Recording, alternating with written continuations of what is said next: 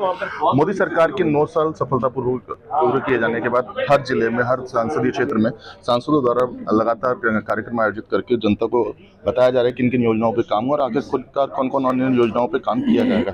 ऐसे में आगरा फतेहपुर सीकरी लोकसभा के सांसद और भारतीय किसान मोर्चा के राष्ट्रीय अध्यक्ष राजकुमार चार जी हमारे साथ। चार जी, 9 साल के लिए क्या कहना चाहेंगे? इस तरह से काम हुआ है, विकास हुआ है देश के अंदर। देखिए, सेवा, सुशासन और गरीब कल्याण, ये देश के यशस्वी प्रधानमंत्री आदरणीय श्री नरेंद्र मोदी जी का एक मूल वाक्य है, जिसको उन्होंने चरितार्थ करके, साकार करके दिखाया है।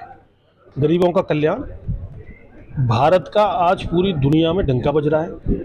आर्थिक रूप से आज भारत 5वीं अर्थव्यवस्था बन चुका है, 4थी अर्थव्यवस्था की ओर अग्रसर है। देश के अंदर चाहे वो ट्रेन का क्षेत्र हो, चाहे सड़कों का जाल बिछने की बात हो, चाहे भारत के स्वाभिमान की बात हो, चाहे नई संसद बनाकर माननीय प्रधानमंत्री जी ने ये दिखा दिया कि आज़ादी के बाद हमारी अपनी संसद है, आत्मनिर्भर भारत की ओर बढ़ना। तो मैं ये कह सकता हूँ कि आज अनेक चुनौतियों के समय जब मोदी साहब ने प्राइम मिनिस्टर के रूप में शपथ ली और देश की जनता ने जनता ने तो उनको गद्दी सौंपी, लेकिन पीएम साहब ने हमेशा कहा कि मैं सेवक हूँ, सेवा के भाव से काम किया है। तो मैं समझता हूँ ये स्वर्णिम काल है, ये अमृत काल है। ये आज़ादी के अमृत का जो 75 वर्ष पूरे हुए हैं, तो इसमें माननीय मोदी जी इसे विकसित भारत बनाने की ओर आगे बढ़ रहे हैं। हम लोग सौभाग्यशाली हैं कि उनके कार्यकाल में सांसद बनकर जनता ने जो हमको भेजा, और सांसद के नाते क्षेत्र का जो विकास पहली प्राथमिकता होती है, वो फतेहपुर सीकरी लोकसभा संसदीय क्षेत्र का विकास भी माननीय मोदी जी के आशीर्वाद से और आदरणीय योगी आदित्यनाथ जी के नेतृत्व में हम कराने में सफल रहे हैं।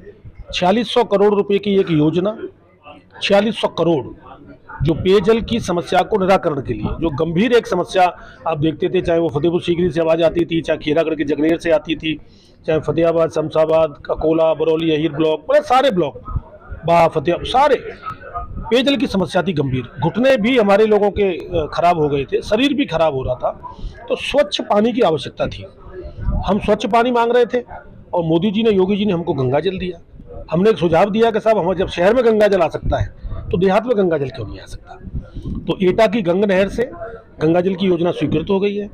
15 जून तक, इसी 15 जून तक 2023 में उसके टेंडर हो जाएंगे, और मुझे उम्मीद है कि 1 वर्ष के अंदर हर घर में नल में गंगा जल आएगा। हर हर गंगे, घर घर गंगे, हर घर नल, हर घर गंगा जल। तो एक ये योजना।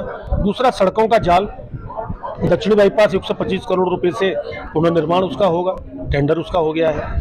ग्वालियर रोड, आगरा से ग्वालियर तक 6 लेन बनेगा, उसकी भी प्रक्रिया स्वीकृति हो गई है।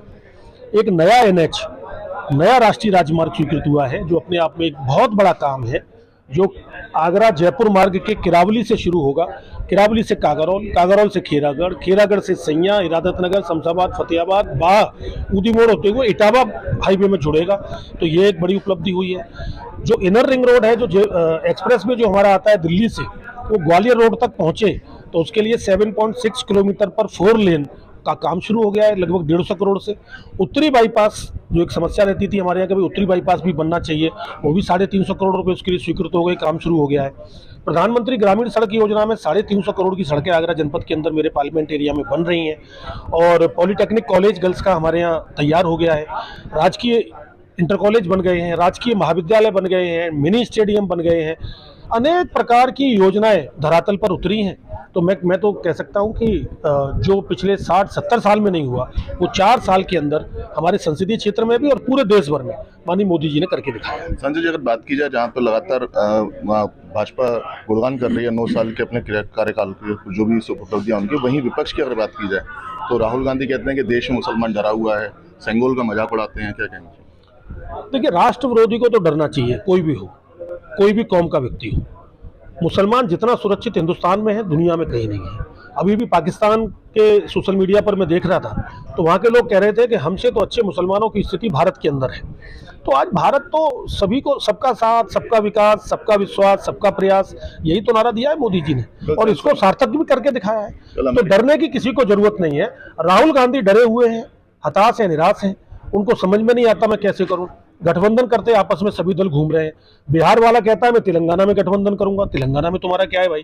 तेलंगाना वाला कहता है मैं उत्तर प्रदेश में गठबंधन करूंगा, तो तेलंगाना वाले का उत्तर प्रदेश में क्या है।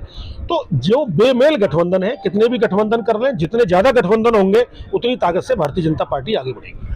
पहलवान लगातार धरने पे बैठे हुए, देश का सम्मान थे, देश को सम्मान दिलाया एक बहुत बड़ा, उसके बावजूद कोई एक्शन नहीं लिया गया। वहीं जो एक अन्य यूपी भवन में घटना हुई उसमें तत्काल आरोपी को गिरफ्तार कर लिया गया। देखिए, देश के पहलवान धरने पे हैं, निश्चित रूप से दुर्भाग्यपूर्ण है, नहीं होना चाहिए था, लेकिन उनको अपनी मांग की एक सीमा भी रखनी चाहिए।